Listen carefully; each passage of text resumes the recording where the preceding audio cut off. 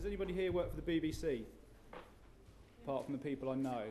Good. That means I can show you some stuff that they don't want me to show you. As long as you keep quiet about it and don't blog about it, or tweet about it, or text your mates. Right. I need to do that. Okay. The blurb you've got has some stuff on about creativity and audience. We're not supposed to talk about that, but we'll show you at the end. What I'm going to talk about is using social media to support informal learning at the College of Journalism. Before I do that, what I want you to do is, if you think social media is really important, I want you to put both hands up in the air like this. If you're unsure about it, I want one hand. Undecided like this. If you think it's a load of rubbish, and I want to walk out the door doing the wrong lecture. So everybody thinks it's really important? Yeah. Anybody not? Okay, good. Well, that's the end of the lecture. Social media is really, really important. If you want to get an idea of how important it is, this man, does anybody know who he is? The most important man in the world, pretty much, used social media to get elected. Here are Barack Obama's social media stats. 5 million friends on social networking sites. That's quite a lot. Do you reckon he knows them all? I wonder how many of them voted for him. So you can see he's got lots of stuff. I think this one's pretty amazing. 442,000 user-generated video responses on YouTube. So that's someone who's gone to the effort of making their own video, posting it to YouTube. Presumably some of them say he sucks, but presumably a lot of them ended up voting for him. If you want to look at his stuff, I recommend it. It's a really good example of how to use social media to do really important and big things. The only thing I do worry about really is that surely Okay, what I want to do now is I'm going to show you some pictures. When you think what you've got, what I'm on about, I want you to put your hands up. Okay? So, here's one picture. Here's the next picture. Here's the next picture. Brown. Here's the next picture. Okay, here's the next picture. Anybody not get what I'm hinting at here? What are all the things I just showed you? Social networks. People often ask, oh, social networking at work, it's really bad. What can we do to stop it? I think what I've just shown shows that social networking is something that has evolved over millions and millions of years of evolution. Even if you could stop your employees doing it, which you can't, would you want to? And even if you try to stop them, they probably can't stop themselves doing it. You are born and equipped and evolved to be a social networking machine. It's how you learn, and any effort to try and stop it, I can't think of the right word for it, but really I think you're just pissing in the wind. I don't just work for the BBC, I work for other people as well. One of my clients was Big City Lawyer, and they banned social networking for all their young lawyers, who then said, well, if you do that, we're just going to go and work for another lawyer. So they had to reinstate it, which was a bit embarrassing for them, because the IT department looked like idiots. But what really surprised me was when you go into this big corporate lawyer, on every really nice coffee table, there's a book, and it's an alumni book. And if you look at it, there's the face of every lawyer that works for that organisation. It's a Facebook, literally a Facebook. And so they were still surprised that all their employees were using the IT equivalent of this thing that was part of their corporate culture. So I think that's a really important thing that I just wanted to get out of the way before we get onto this. This stuff is here, and it's happening, and really what it is a technological way of doing stuff that you evolved to do, and it's the way that you learn. Just as a tangent, while I was doing these slides, I thought, I wonder what meerkats would do if they had social media. Can you imagine a meerkat? What would he tweet? Would he go, found some great nuts today, watch out there's a snake coming. So one of the advantages of working at the BBC is you can talk to the natural history unit. So I wrote an email, dear Sir David, how would a meerkat use social media? And he wrote back and said, Andy, dear boy, they'd use it for the same stuff as everybody else. But, and that was what he said back to me.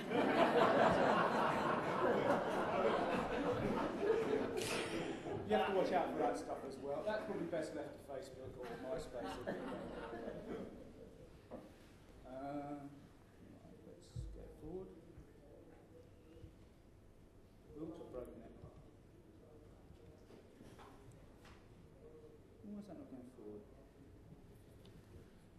Sorry about this, I'll get on to some real content now. Good. Yeah, that's better.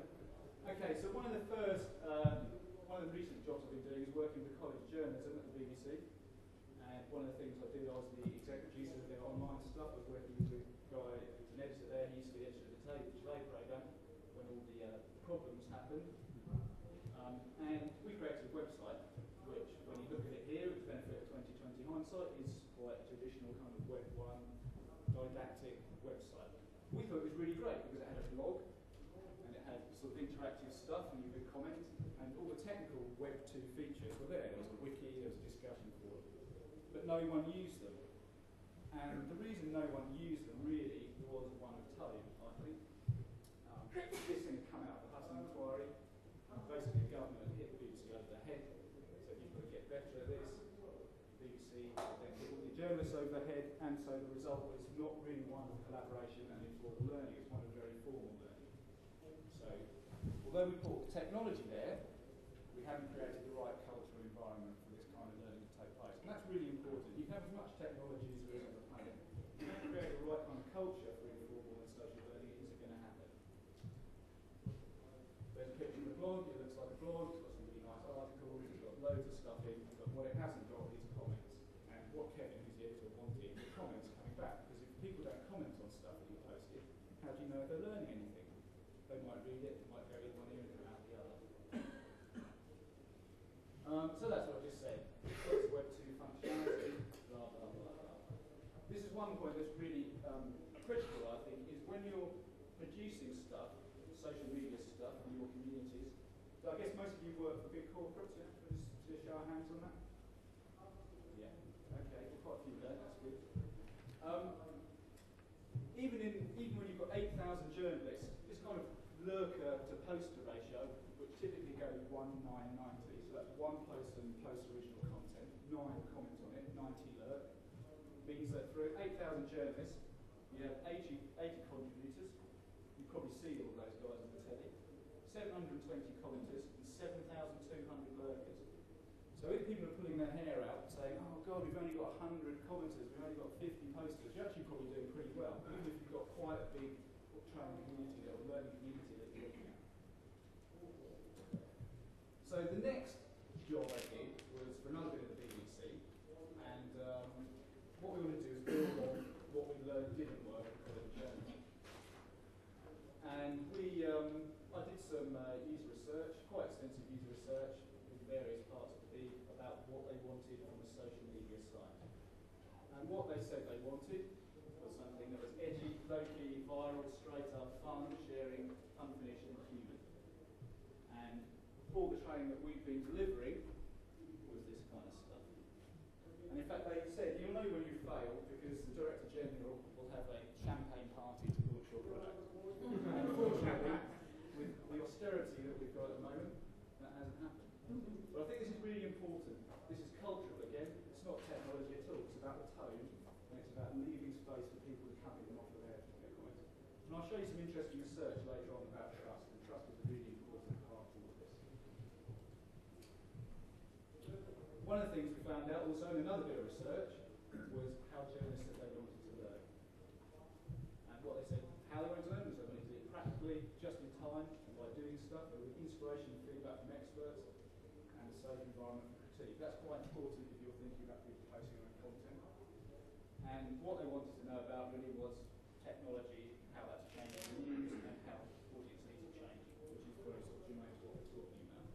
But basically what they're saying there is they want an informal learning environment, and it sounds like social media are a pretty good way of delivering that.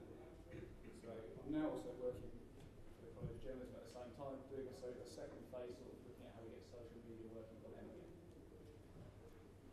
Quite a lot of people have talked about generations today, and I just want to reiterate that. So this is Generation Y.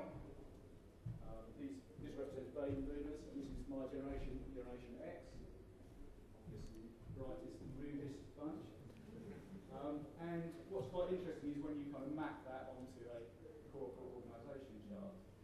And it's like, whoa, they made me boss the freaking company, dude. And what happens is you guys are probably a Mac, and the revolution has started. But you can see how this creates a problem, really, because if you're looking to sort of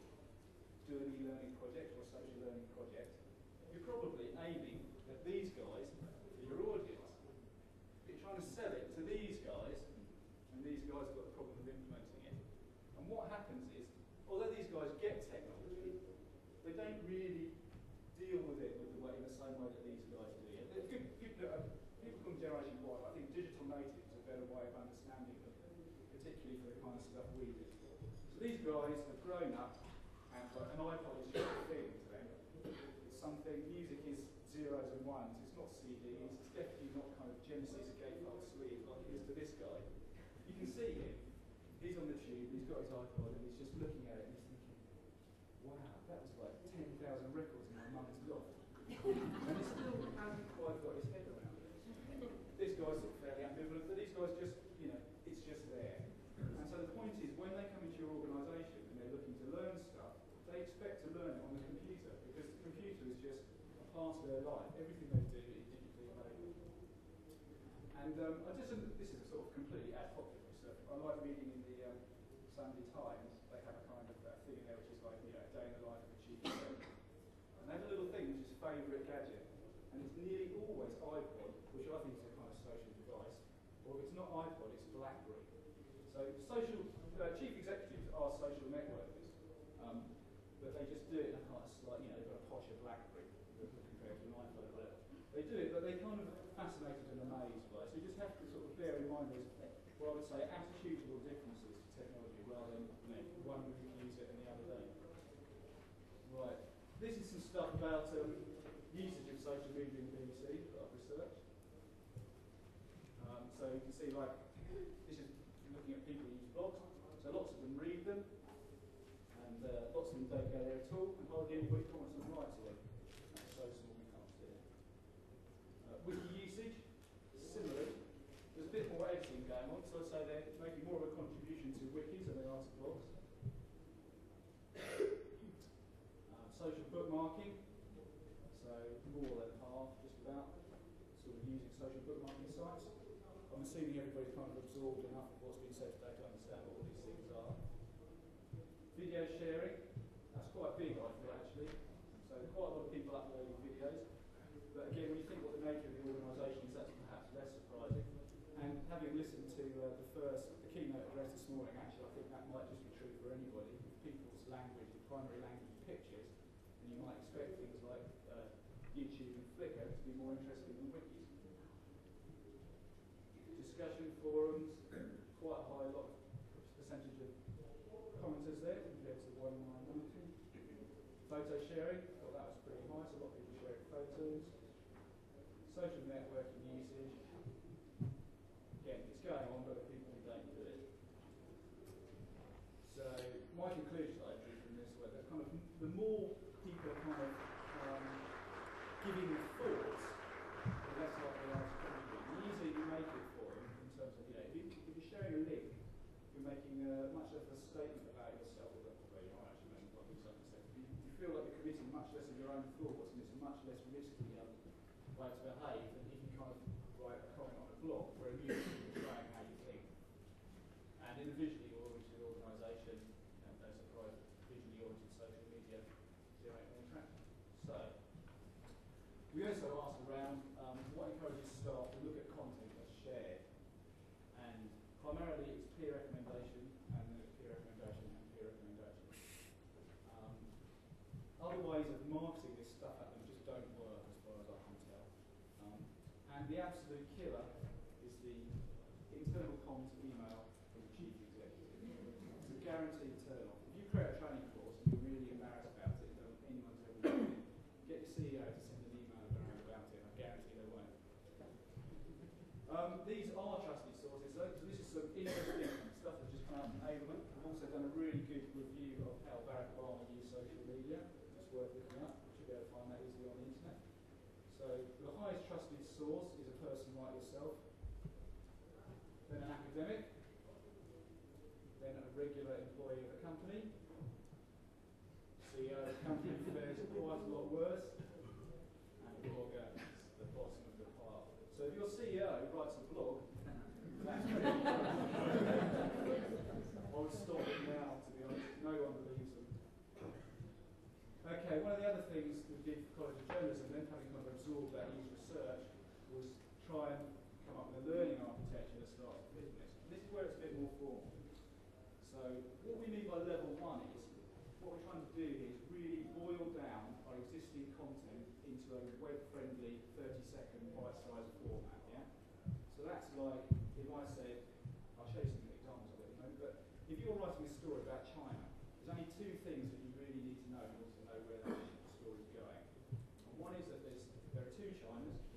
rich China and there's a really poor China.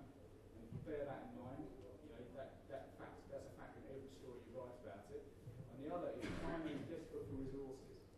So its kind of foreign policy is played out against this backdrop of being desperate for resources. So if you know those two things, you're already in a much better position to write your piece about China. Level 2 then, it may be a more kind of detailed bit of content that requires a bit more involvement. So we're thinking things like 10-minute films or a short quiz. And then level 3 is the kind of Wikipedia style, encyclopedic article on a particular subject. So what we've done, or what we're doing, is taking the content and disaggregating it into these levels. So rather than a 2-day course, you get the kind of 5 things you need to know, and then some short videos, and then much more detailed content sitting behind that. So people can kind of dip in, and if they've only got time for level 1 stuff, they still go away and know the most important stuff. Right, now, I've just realised that I haven't used this computer before, so I probably won't be able to do a bit of logging in here. So I want to just show you some quick and dirty prototypes that we've put together.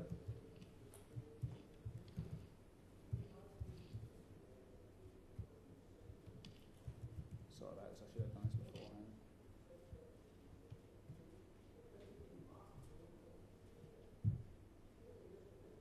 Okay, yeah, so this is some stuff on China put together. And this is just for user testing. And I don't really recognise this guy. It's a guy called James Reynolds, who's the BBC's China. This is one of the major problems for China right now. It's one of the problems identified by the Communist Party because they're worried that they might lose power because of it. The two Chinas. Effectively, the rich China on the coast around Shanghai and all that area where people live like they lived as if they were in Sweden. And then there is inland China, where people live as if they were in Namibia. And it's this income gap between those in inland China and those in eastern China which worries the Communist Party. They worry about what happens when 600 million people who are left out of the economic miracle suddenly start to organise and to say, we want a piece of what you're having and we're not happy with the way you're not giving it to us. Okay. So I mean, you get the idea. Well, I think in sort of traditional, I've been instructional designer by trade. I've been doing e-learning and similar stuff for about 15 years. And the kind of way we used to do courses 10 years ago was we would research the heck out of the subject, and you would write a comprehensive list of learning outcomes that would teach everybody every conceivable thing they could know about China. And then you write a course about it. And then you put it on interactive video and sell it to someone and hopefully they give you £500,000 for it. And it was great. Now what people expect is that they can learn everything they need to know about China in 30 seconds and it's free. Which means you have to take quite a different approach to teaching people about it. And adding a bit of credibility in terms of kind of the BBC's top authority on the subject helps you get away with the kind of pithiness of the content, which might otherwise be considered a shortcoming. Other stuff we've done is put some links on Delicious. You've seen all this kind of stuff. That's logged me in. Oh, no, it's because I'm just looking at the links. So the college is creating a set of links there. I won't be able to show you. I'd have to log in to show you the network, but actually quite a lot of BBC news programmes have Delicious links, which are out in the open.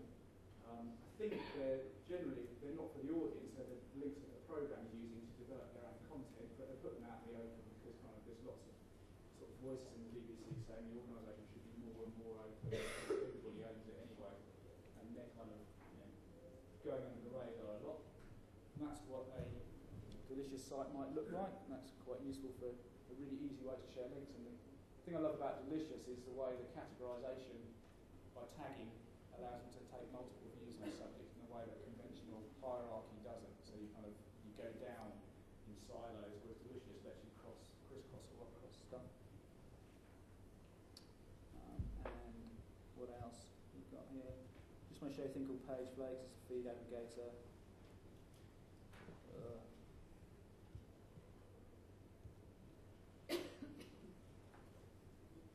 Sorry, I've got to do this again.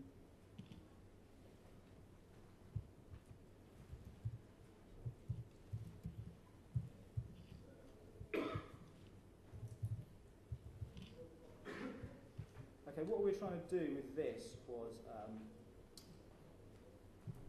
what used to happen if you were in the 70s, if you were a 25-year-old journalist and you didn't know about something,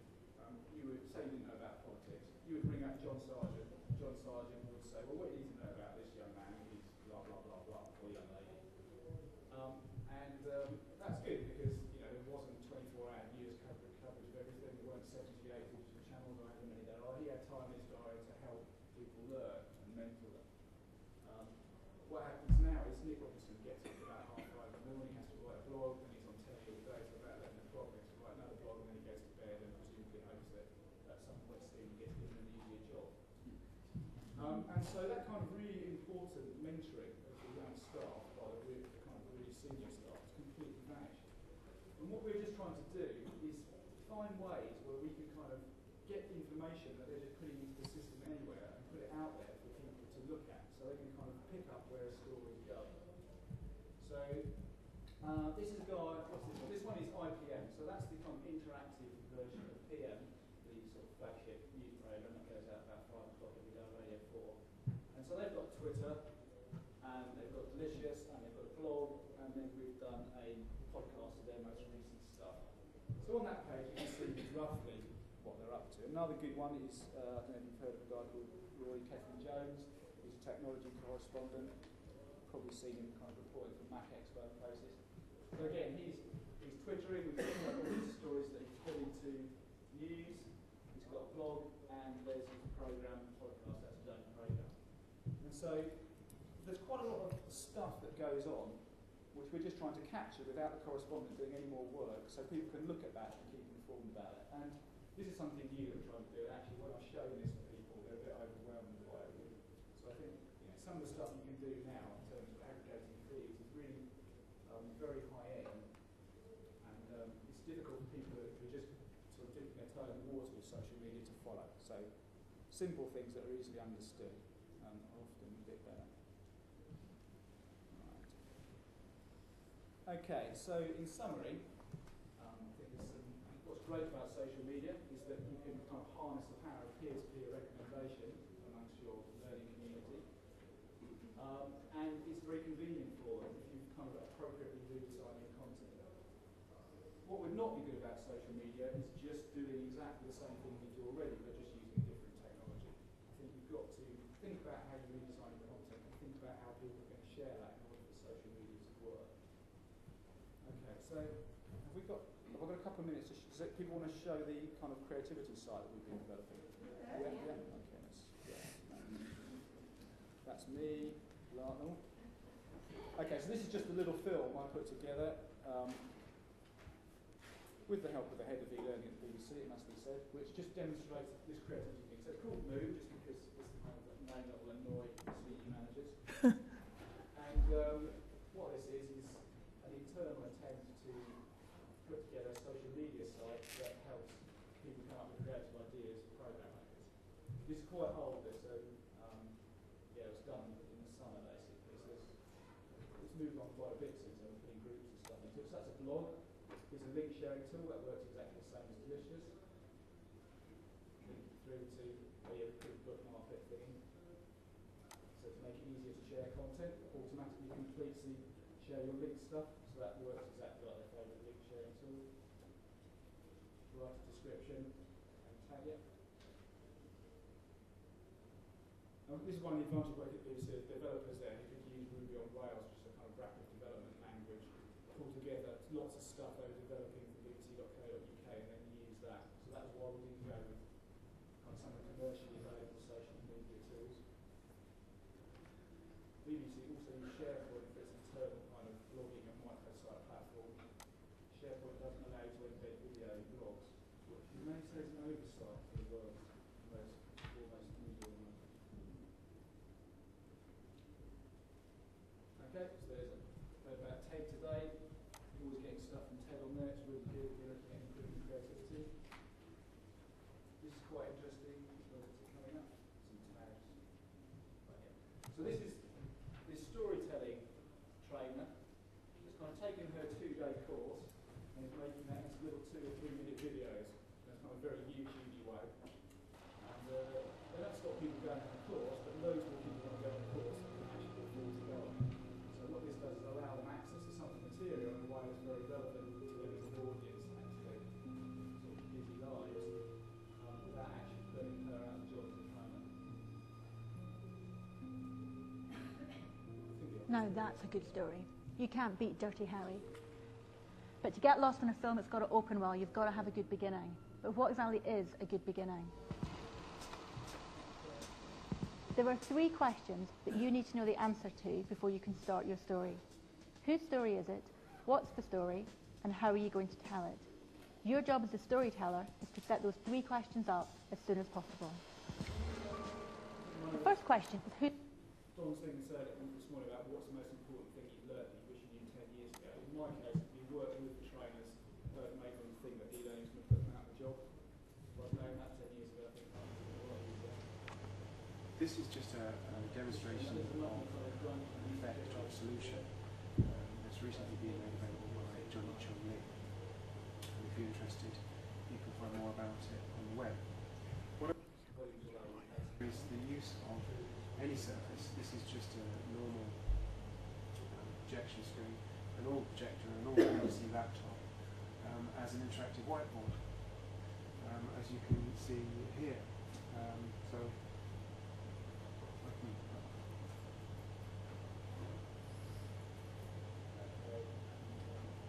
Right, I can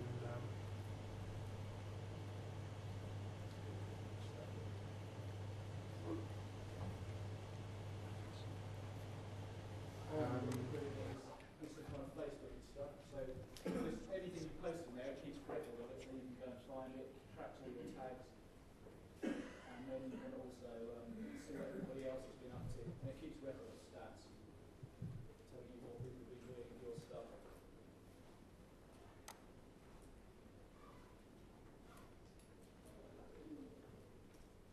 Ways of filtering out what people are doing, and you can search by person as well.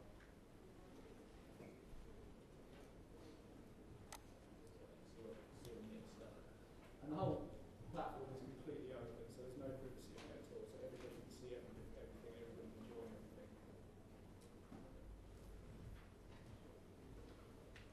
Okay. Now, if you never see me doing it in one of these conferences again, you'll know that shame this was really bad idea. We'll hope we get away with it. Okay. Yeah, I'm done. Thank you. Thank you, Andy Ted.